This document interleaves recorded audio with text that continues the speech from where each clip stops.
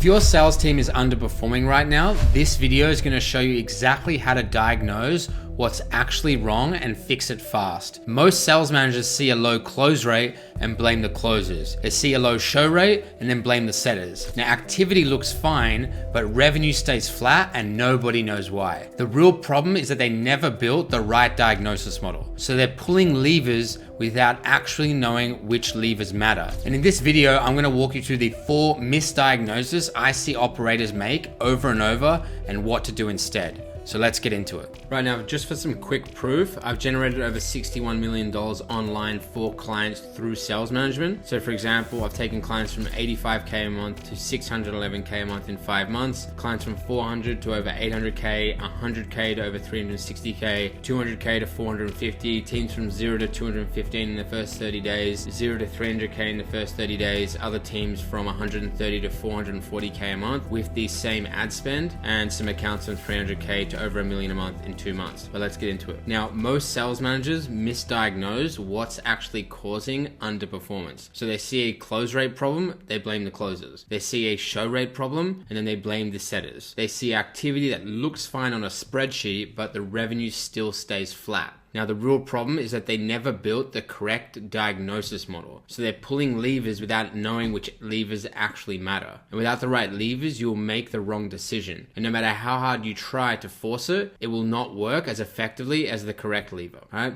So what I'll walk through is the 4 misdiagnoses I see operators make over and over and what to do instead, right? So the first misdiagnosis is just saying we just need better closers, right?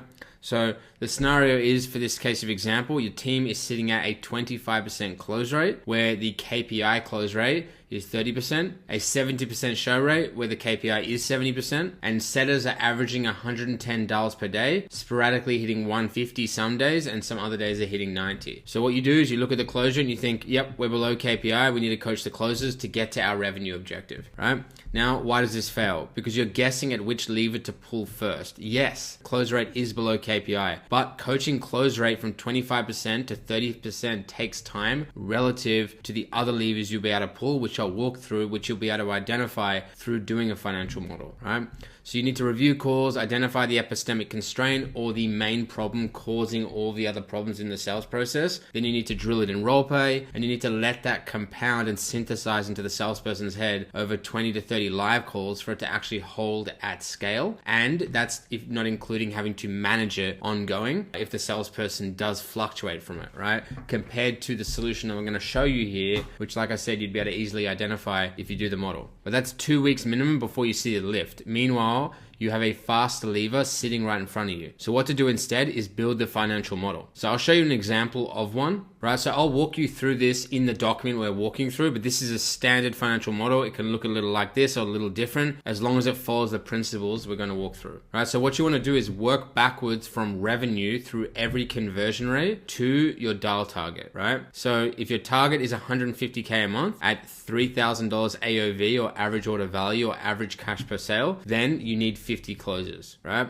At a current 25% close rate, that's 50 closes divided by 0.25, which means you need 200 calls to show up, right? With 200 shows at a 70% show rate, you need 286 calls booked, right? With 286 booked calls at a 40% booking rate, you need 715 conversations. With 715 conversations, 0.06% pickup, which is a 6% pickup rate. That's $11,917 needed per month. You have 5 setters. That's $2,383 per setter per month, right? Or $119 per day per setter. Now look at the actual performance of the team. Monday's $98, Tuesday's $150, Wednesday's $87, Thursday's $145, Friday's $92. So on average, they hit $114 per day. But that average is misleading. The real problem is in the inconsistency. Some days they hit 150, some days they hit 90. The sporadic performance means you're leaving revenue on the table every single week. So you have 2 levers. Lever 1 is the dial floor enforcement, which is immediate. If you enforce $150 per day consistently, this is the math that will work out. 150 times 20 days times 5 setters is $15,000 per month, right? $15,000 times 0.06 is 900 conversations, right?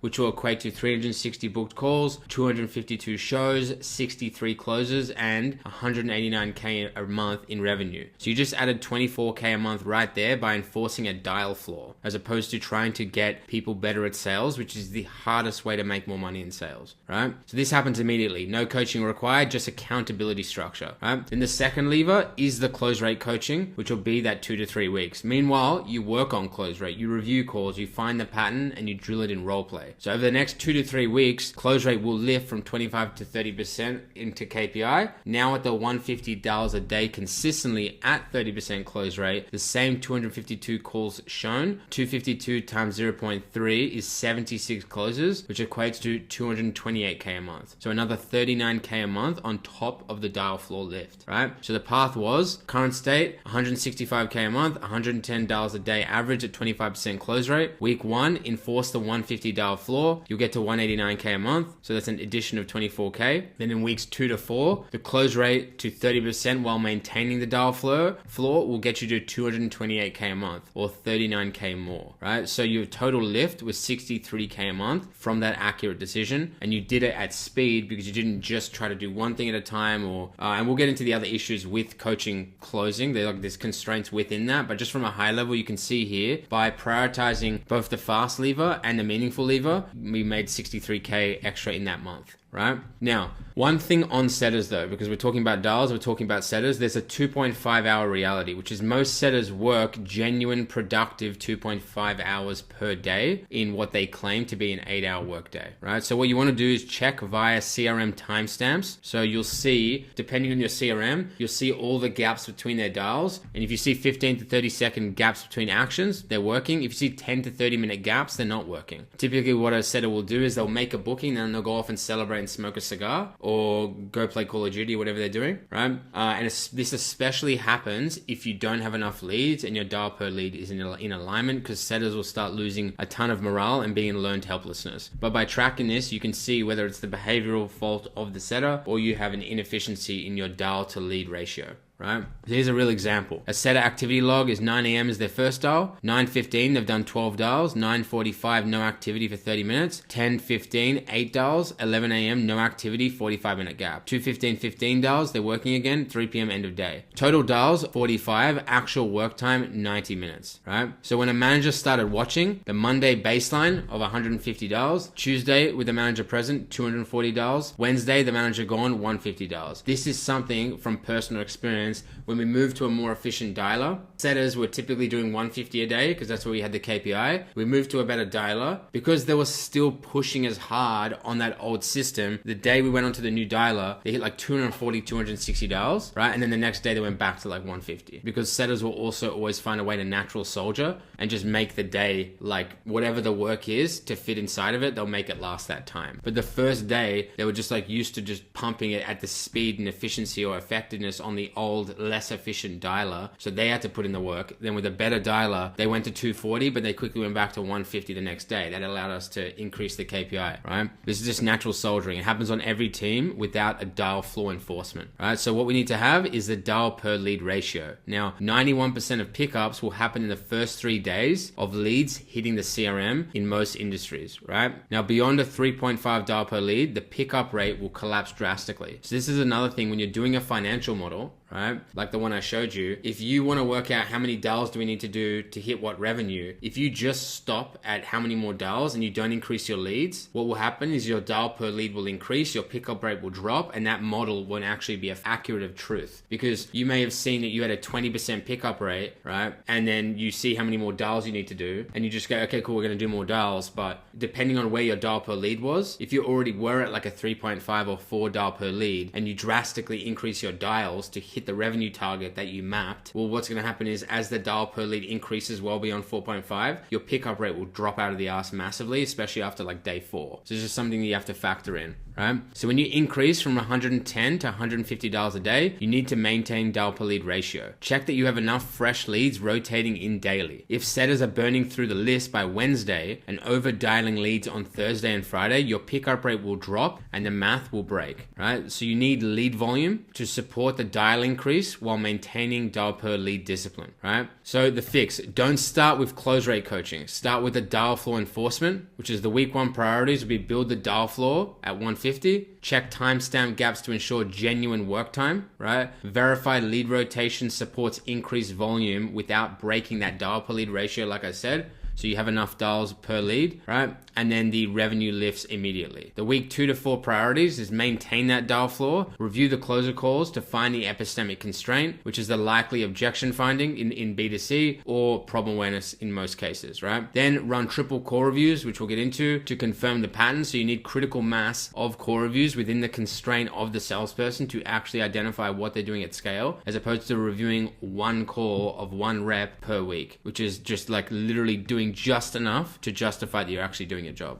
but you're not. Then drill the fixes in one-on-ones and in team training, and then the close rate lift to KPI over 20 to 30 calls, right? So both levers do matter, but one is immediate and one takes time. So what you want to do is pull the immediate lever first, right? And then work on the more timely lever simultaneously, and the revenue will compound. So this way you stop guessing, you know exactly which lever to pull first, you pull it, revenue moves, then you pull the second lever and revenue compounds. And now to misdiagnosis 2, my feedback isn't landing. So the scenario is, in this example, you review calls, you give feedback, the rep nods to you, they say they get it. The next call looks exactly the same and nothing's changed. Now, why does this happen? Because the feedback wasn't actually designed specifically and deliberately to change behavior, right? Because most managers reason by analogy, right? When they coach, they just go, no, don't say that. When a prospect says X, you just say Y, right? The analogy applies to one narrow moment on one call, right? As far as the salesperson you're speaking to, who's the person that matters, not how much you understand outside of that, you probably have expert bias. The other salesperson lacks the context to understand how that will work in future, and they will never speak to that prospect ever again, right? With the exact sequence of words that the prospect said leading up to the deficiency that you identified. So what you need to teach is the principle, which we'll get into, but you need to teach it in a manner that actually synthesizes the information to the salesperson. So God forbid, it actually changes their behavior. And this is how you coach salespeople, right? Or they'll tactical corrections with no structure. So they'll give 20 things to fix. A lot of managers, they'll just rip the entire core review with 25 deficiencies and the rep walks away overwhelmed and they change nothing. Or what typically happens as well is they'll pause during every deviation. So the rep will take an unconventional path through the call that maybe the manager isn't fully, like, it's not how they would do it. But at the end of the day, we need to understand the difference between like divergent thinkers and convergent thinkers. Like some people just get to the same objective in a different manner, right? So what will happen is the rep will take an unconventional path through the call for a moment. The manager will just go, oh, there's a chance to do my job. And they'll, that's wrong. You can't say that, right? That's what they'll do.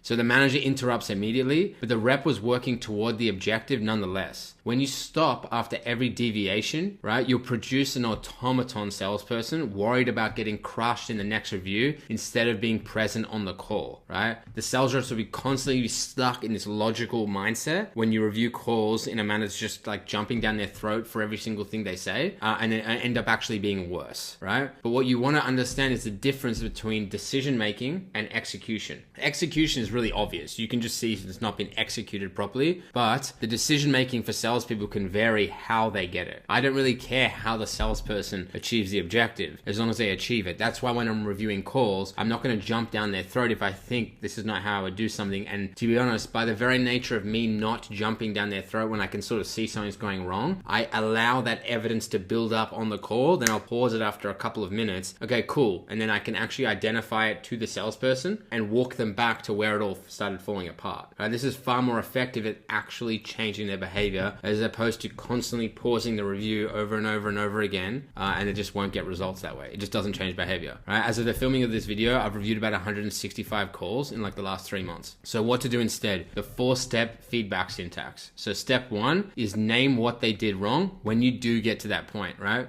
This isn't important in the order of how you say it, as opposed to just going, no, you didn't say that. Typically, most sales managers will just start role playing on the review. They'll just go, no, you don't say it like this. You say it like this. right? Or they'll do something like that, or they'll just be too vague if they do theoretically explain it. So this is how you need to do it, or this general order, right? So step one is to name what they did wrong, right? The specific action and the specific moment. You name what they did wrong. The next step is explain why it's wrong at the principle level, right? So what rule does this violate? Why does the rule exist? Then step three is to tell them what to do instead at the principle level, not an example. So the correct behavior stated in a way that holds up across multiple call scenarios, like I said before. And then, only then in step four, do you give the example. Now that the principle is established, the salesperson understands it, you can show what it looks like in practice. Then when the salesperson is listening to you doing a mini role play on the call review, they'll understand why it works and they'll go, oh, that makes so much sense, because they know what they did wrong, they know why it's wrong, they know what they need to do instead from a principle level, right? Why it will benefit, and then an example of it at the end. And then they can just see that example as a way of going like, oh,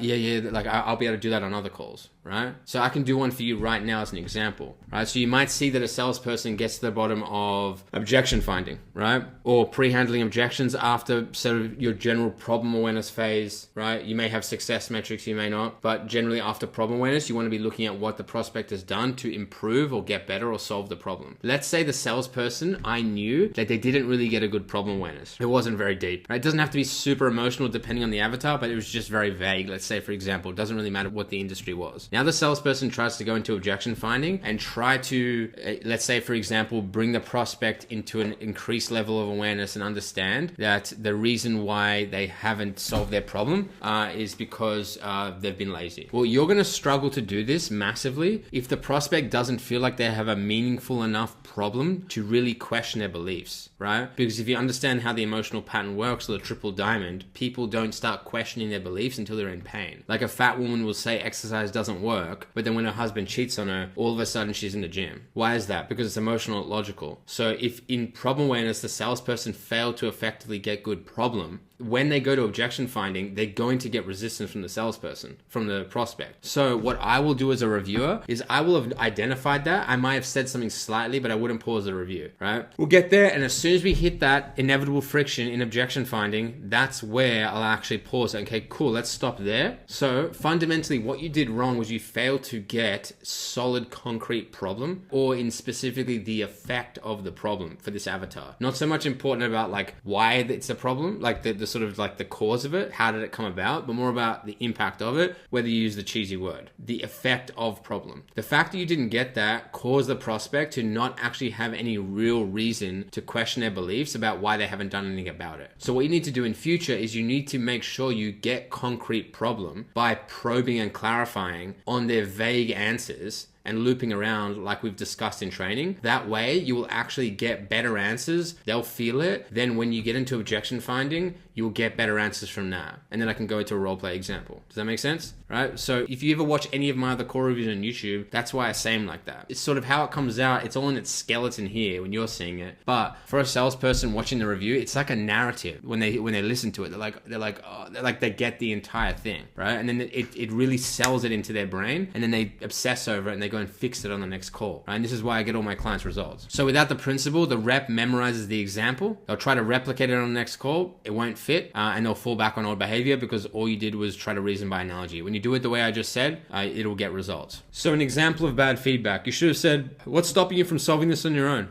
You should have said that, right? Good feedback. So you'll pause it. You go, you failed to get problem awareness because you asked surface level questions and accepted vague answers. You need to probe until you get a concrete answer. Otherwise, you end up here with a surface level answer and nothing to leverage later. The principle is to probe until the answer is concrete. So they might give you answer A, you deliver response X. They might give you answer C, you deliver response Y. But you always probe until it's concrete, right? And that's where you'll get this benefit at this next phase, and it wouldn't have fallen apart here. Make sense? Cool. That's how you do. That's how you give advice to salespeople in order for them to actually get better at sales. Because there's just a big case. You may need to sort of learn the hard way, but there's a big case in this industry of a lot of people sort of play consulting. They're like, oh, I'm just gonna, like, I was a rep, I'm just gonna go and like review calls, right? As if it's not a skill in itself. There's levels to it, right? So just like you would if you're a closer and you didn't just go, oh, I'm just gonna, like, I know how to speak to people, I'm just gonna go close. It doesn't work like that, right? It's the same for coaching and managing. You need to understand a good syntax max, because if you can change the behavior of salespeople, you can build an entire roster of A players, right? You don't need people out the box in the interview that are telling you how good they are, because you can just build people that are good. So this is the 80-20 core review method. So building upon the coaching in the type of reviews we're going to do. So one high leverage failure point in a core review will produce more improvement than 12 scattered corrections. So what we can do is phased-based reviews. So what we do is we find the first phase where the objective was not achieved in the call, right? We diagnose why, and then we can stop there. So for a closer's example, the problem phase fails at minute 8. The rep accepts vague pain, moves on, objection finding fails. There's no concrete problem to actually leverage, and therefore there's really no necessity. There's not much gap. The pitch falls on shit, and the prospect says, I'll think about it, right? The epistemic problem was problem awareness, right? To give you a good example now of the epistemic problem in this context, and with the advice I gave around problem and objection finding, you should sort of see it all coming together. So the real failure was minute 8. Problem. So what we can do is we can review to minute 8, diagnose the principal violations, stop. Everything downstream is compromised by that upstream failure, right? So you can do this where you can just smack these out. For example, like if it's 8 minutes into the call, you might spend some time speaking. The whole review might be 20 minutes. But you could do, for one rep, you could do 3 of those back to back to back to give the reps so much context of why they're doing it across calls, and it's not the shitty prospect, it's them. You can stack these back to back to back. You can just film it on Loom, do it, pause the Loom, go grab the next one where you've identified through the Fathom notes, for example, what the issue is. You may have a case where you review 3 calls back to back and there's slightly different problems. So what I typically recommend, if you aren't aware what their constraints are yet, you don't know that they're really bad at problem at scale, is you just end the Loom there and you send that one to them, because the next review you do might be over a different issue. But what you want to try to do is identify the epistemic problem, which is the first problem, right? Because it's causing all the downstream problems anyway. So in every review, you should probably see it. So with a setter example, the opener fails in the first 90 seconds. The setter asks, what brought you here? The prospect says, I saw the ad. The setter books on goal alone, gets no sort of problem or pain or constraint. They don't really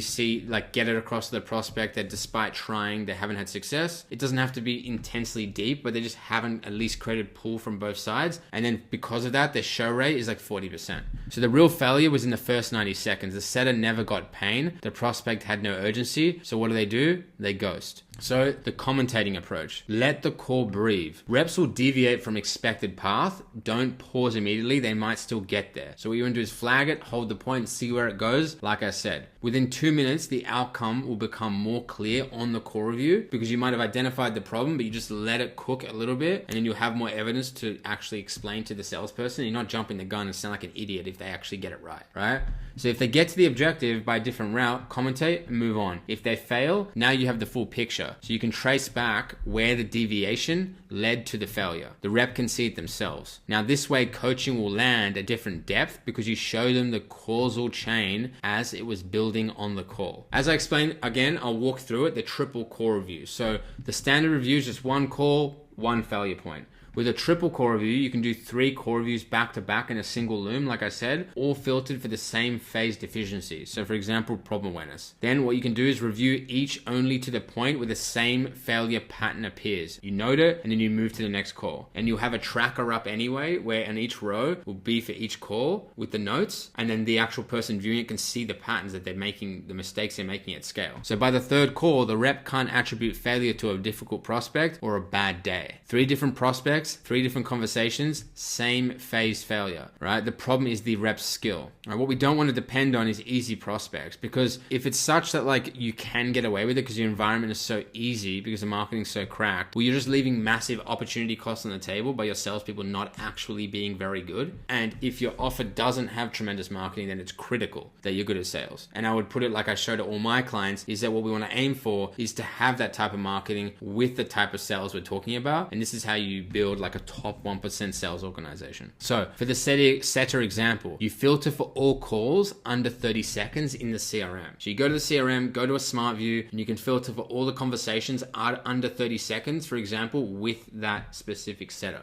who's below KPI that you identified through looking at the data. So you can pull 3. Call 1, they said, hey, this is Jack from X. How are you? Who's this? The setter just fumbled and it was 22 seconds long. The call just fell out the ass. The next call, same opener. The prospect said, I'm busy. The setter just flopped and said, oh, I'm sorry, I'll call you back. 18 seconds. Call number 3, same opener. Prospect says, I'm not interested. The rep just stutters and, oh, okay, no problem. 15 seconds. So we've got a bit of a pattern here. Opener has no hook. It has no frame, right? They just fold at the first resistance. It has no flexibility because typically the setter hasn't actually been trained. They've just been thrown onto the account. That's the diagnosis and that's the coaching target. So the outcome is your feedback is rooted in principle, not analogy. The rep will walk away knowing exactly what to do differently. The next calls will actually look different because in those reviews, when you did the 3 back-to-back reviews for that setter, you can show them through the reviews, see this is what's happening again. And then you follow this up. Like I said, when you give the advice, you give it the way that I said regarding identifying a problem, the syntax. You do the 3 reviews, you give it to the setter, and then when you do the coaching with them, it's actually going to get results, right? They'll actually get better.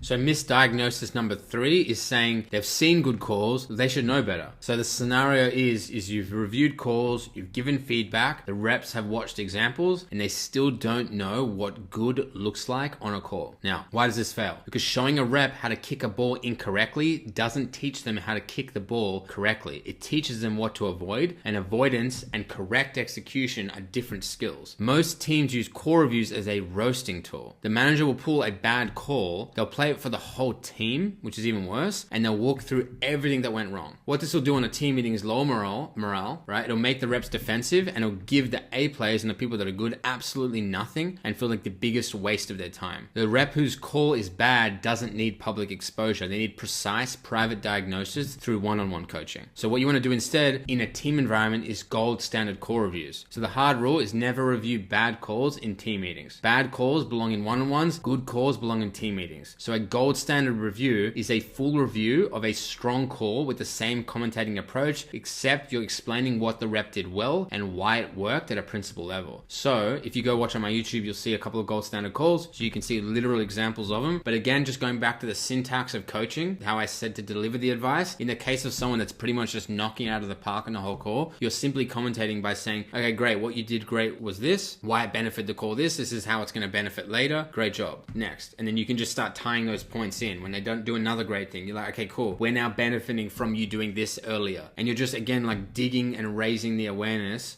for the salesperson listening. And this becomes a critical sales asset for your whole sales team to model into that. And it's a critical asset in the ramping Bible for new salespeople. So you just give the 4-step syntax in reverse. This is what they did. This is why it works at a principal level. And this is what it produces in the prospect. So how it changes the call in them. And here is the example from the call, right? So a closer example, the rep in problem asks, you mentioned you wanted to scale to 50K a month. Well, what happens if you don't? Just so I know. Like it seemed like that was like, you sounded super urgent about that. And then the prospect says, oh, I mean, nothing terrible. I just want to grow. And then the rep pushes back and goes, okay, I understand. Like, and you've been at what, 20K for how long now? 2 years? So what's actually at stake if this stays the same for another 2 years? Like it's seemingly been okay up until now. Just trying to understand that, I guess. And then, honestly, I'll probably have to go back to a job. My wife's already asking when this is actually going to work. She's starting to put pressure on me. So the commentary in review, how you would show whoever's going to watch that review why that worked. You say something along these lines. See that? The rep didn't accept the first answer. The prospect said nothing terrible, which was surface level. Most reps would kind of maybe just move on and go, and maybe hit a rationale question. Most reps would move on. The rep understood the principle. If there's no concrete consequence, there's no urgency. So what they did was they zoomed out. They said, you've been here 2 years. What happens if it's another 2 years? Right? And that reframe forced the prospect to consider the stakes. So watch what happened. The prospect gave the real problem. Now you have leverage for the rest of the call. That leverage is a critical device. So you test the goal answer to surface real necessity. You say that in a review and in a loom with you saying it on the loom and you writing it down. The reps, the setters, they can just keep going back and listening to it over and over until it embeds into their head. And then you can train them because core reviews alone are not going to get the person to become incredible, but they have context leading into the training. Right? So when they jump into training with you, they're already going to be halfway there. And this is why you get people into KPI and why in 2025 I had 0% of my one-on-one coaching clients for management not have a rep getting KPI. There was like none, right? They all got in KPI for this reason. So as a setter example with a prospect, yeah, I'm interested in learning more about trading. The setter says, cool. And what got you looking into this now specifically? I've just always been interested. Probably been interested for a while. I mean, what's changed in the last sort of week or two that made you,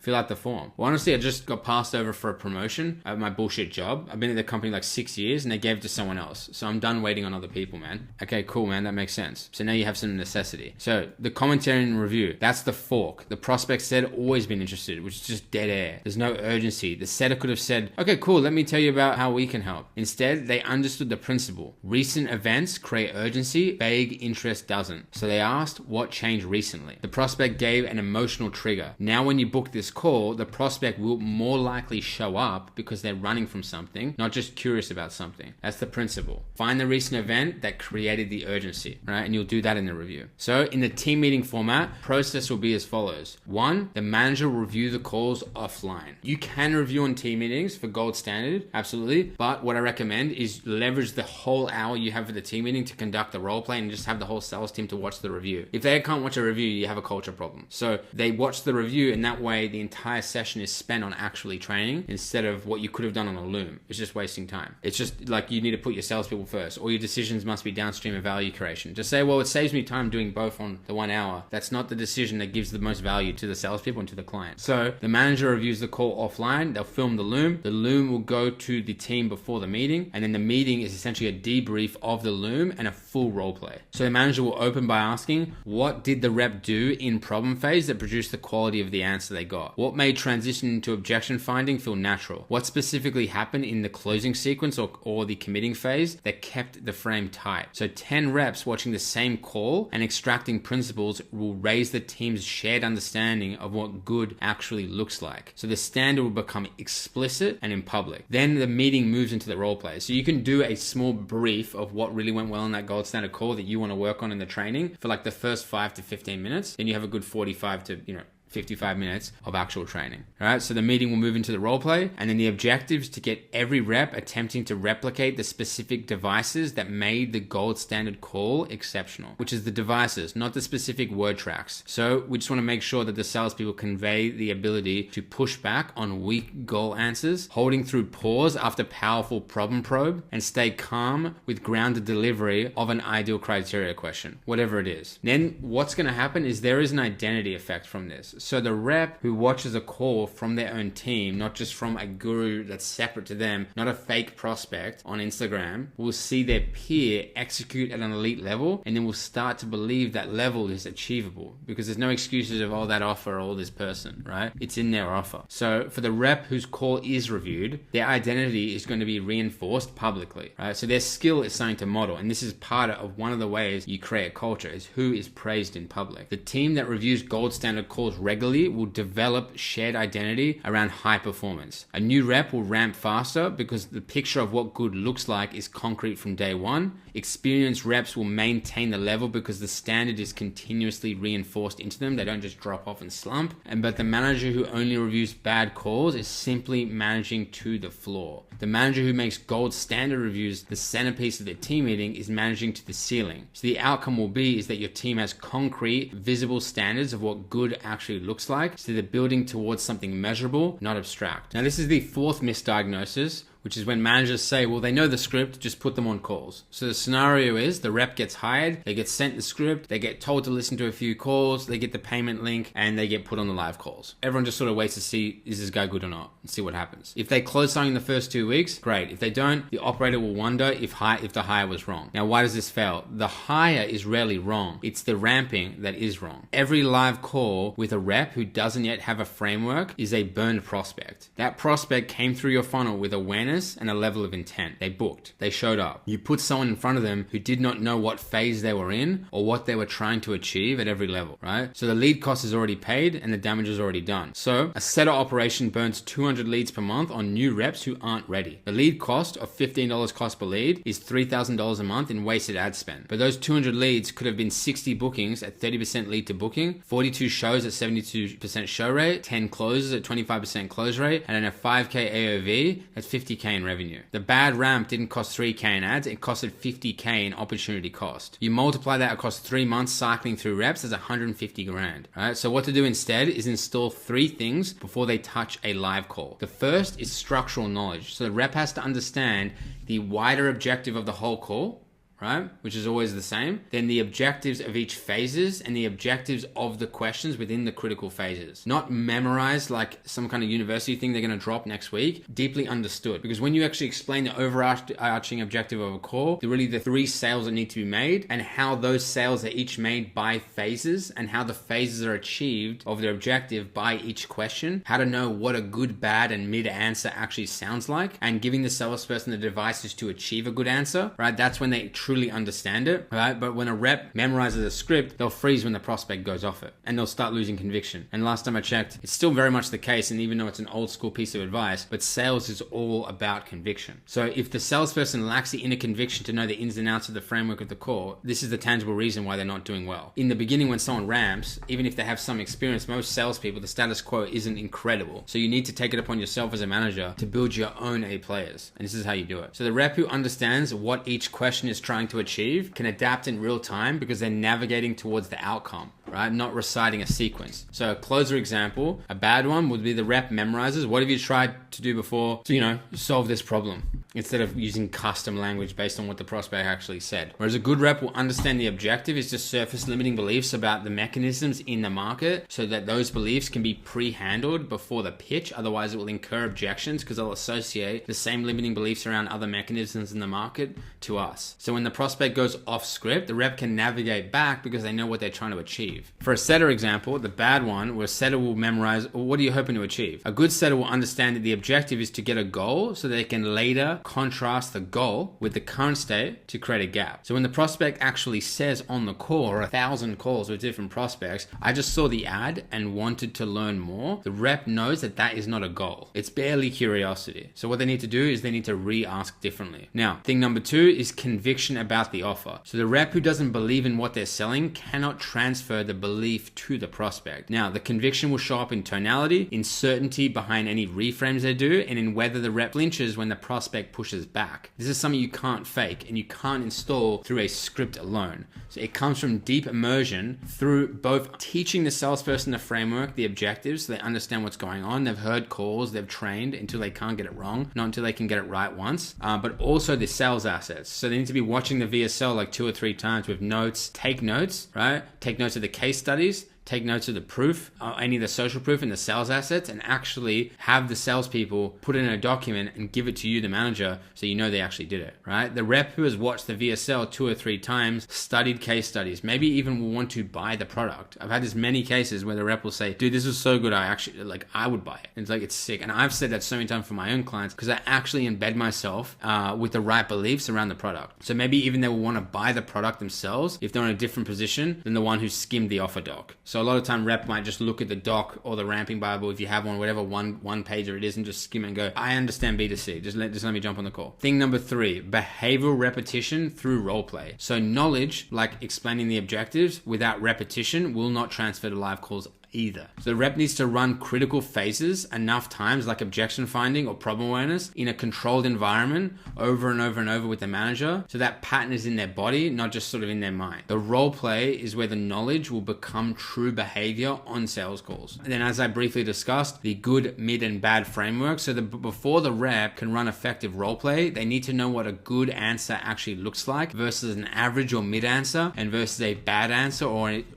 essentially a non sequitur. So a good answer would be the question was achieved, the objective was achieved, and therefore the salesperson can move forward. A mid answer is a somewhat vague or surface level where the rep will have to probe until the specificity is there, or more simply to understand it, they need to probe to the degree to which it now sounds like what a good answer would have been in the beginning. And then a bad answer is the question didn't achieve the objective at all. Rep has to ask it differently. The prospect basically gave a really bad non sequitur. One of the ways you deal with this, by the way, is just to, without agenda in your tonality, have your salespeople be more specific in the actual question. This typically happens a lot of the time in the first connecting question of a lot of salespeople's process. It may happen at the first 8 minutes of the call. The salespeople need to be more specific in their initial question, but doing that too early will cause a jarring agenda. So it needs to be balanced with a relaxed tone and sound more curious, like they just came up with the question. But the salesperson needs to understand that to know if they should probe, clarify, and move on. Because some people, you'll see salespeople do this a lot of the time with a sophisticated prospect, is the prospect will just just give like a better answer than the amateur salesperson understood, and they're like, oh, you didn't answer it the way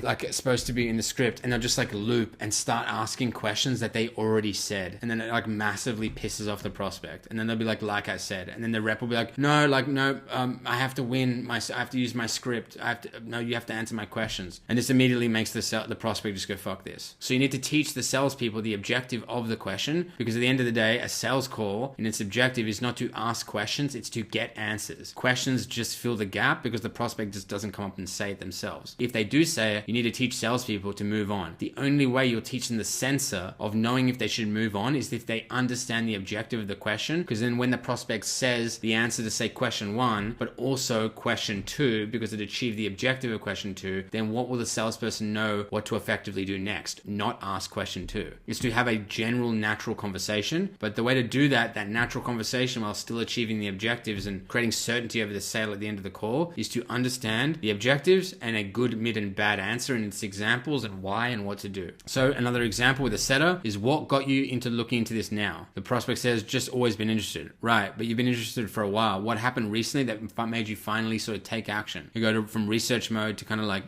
doing mode. The rep who only knows how to handle good answers will collapse the moment the real prospects give them a mid or bad answer, right? And most prospects, especially on a setting call, will give mid answers. So the entire skill of running a sales call is in probing and clarifying of answers and re-asking of questions. But they can't know to probe or clarify if they can't read prospect language. This is the key, and where the epistemic point of skill starts is teaching salespeople to understand what a good, mid, and bad answer is, and overlay that with the objective, because it doesn't achieve the objectives, or it does, or it sort of does, and then what to do because of that. This is how you teach salespeople to be tremendous. You do it through a multifaceted approach, through reviewing calls, through role play, and through theory. So the mentality we take is to train hard and fight easy. Role play needs pressure and realism. Overly cooperative prospects who give clean answers immediately will just train the reps to handle cooperative prospects. Whereas real prospects will give vague answers, they'll go off script, they'll ask questions mid-phase that will pull the rep out of that rigid structure. So the role play needs enough friction that the rep has to work for the answer or the achieving of the objective. Enough mid-answers that they have to probe and clarify. Enough unexpected responses they have to think on their feet. And the way they find their way back is by understanding the objectives. So an example with a setter, with the manager will play the prospect, the setter will say, what are you hoping to achieve? And the manager will say, yeah, I'm just looking to maybe do a bit of X. If the setter accepts that, moves on,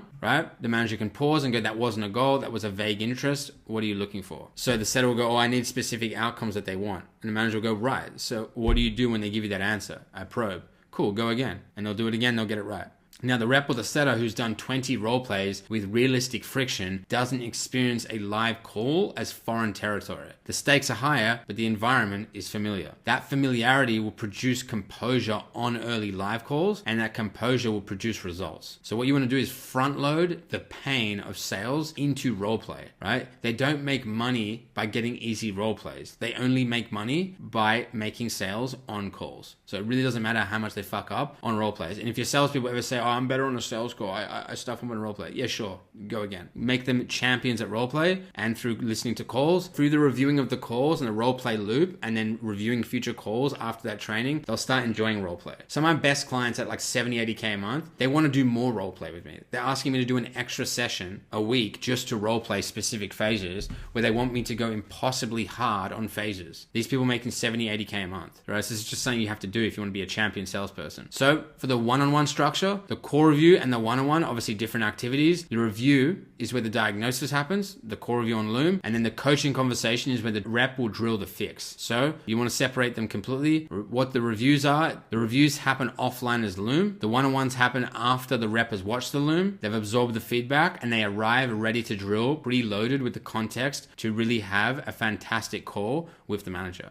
So the one-on-one is role play only. There's no re-explaining the feedback from the review too much. You can do that for like 5 minutes. There's no re-watching the call sections that shouldn't have to happen. The feedback's already delivered. Because after the core review as well, you should be asking for feedback from the salesperson of what they thought of the review. And if they give you like a one-word answer, that's BS. You want more than that. So the one-on-one exists to drill specific devices identified in the review until the rep can execute them with conviction under realistic pressure. So what you can do is stop the role play when they make a critical miss. You can address it immediately immediately with the salesperson, go back and forth, help them understand it, and then run the phase again from the top. What you want to do is the drill will run until the rep can execute it correctly and, more importantly, consistently correctly. Not once, not twice, but until they can't get it wrong. If they get completely cooked, sometimes the best move is for the manager just to step in and role play it themselves. If there's no ground, if there's no kind of pattern to show that like the salesperson is getting this and they're getting better, you may literally just have to role play it yourself. You can alternatively start by role playing it yourself. But either way, if you run into friction, then typically a good approach is just to role play yourself and get the salesperson to give you the same prospect. But you want to make sure what they do is, a lot of the time with managers, because you have so much frame, the salesperson will just give you an absolute flop prospect. What you want to say to the salesperson, it also is massive frame. It shows the salesperson you're not afraid. Say, don't go easy. Forget I'm the manager. I want you to be a hard prospect. You tell them that. And then this will give them confidence that you're actually good, and they'll listen to you and they'll get better. So what you can say is, be a hard prospect, give me what you think you get, watch me how I handle it. Then you can smoke out all their objections as well, because they might think, oh, the prospects are skeptical in our calls, that's why I can't make 45K a month. And you just knife all their objections, and they're doing the math in their head. They're like, if I was this good, I would make like 45K a month. So you show them. They'll see it executed, and then they can go again. The rep who executes the device correctly once in low pressure drill isn't ready for a live call. The rep who's drilled it 15 times at increasing intensity levels with different prospects, different language, and they've recovered from the manager's pushback 3 times is ready. Because you don't rise to the level of your expectations, you fall to the level of your training. So the outcome will be is the rep will go live with structure installed. They won't burn prospects. They'll hit KPI easily within 30 calls, instead of washing out or taking 6 months to actually ramp up when you should have fired them after like 2. Now, the compound effect. When you build all 4 of these, which is a strong financial model, like I said in the beginning with regards to the dials and the close rate and what lever to pull, the financial models so you know what performance should look like and which lever actually matters, the core reviews that change behavior with a 4-step syntax rooted in principle, phase-based diagnosis, and a strong commentating approach to the core reviews. Then the gold standard reviews that will raise the ceiling of all the reps so they have a concrete, visible standard and a raised awareness instead of an abstract kind of ideal or just getting roasted on their bad calls. And then ramping that installs structure before the rep ever touches a prospect. They have the structural knowledge, they have conviction, and they have behavioral repetition for you as the manager. From this, you get a sales team that will actually scale, because systems scale, chaos doesn't.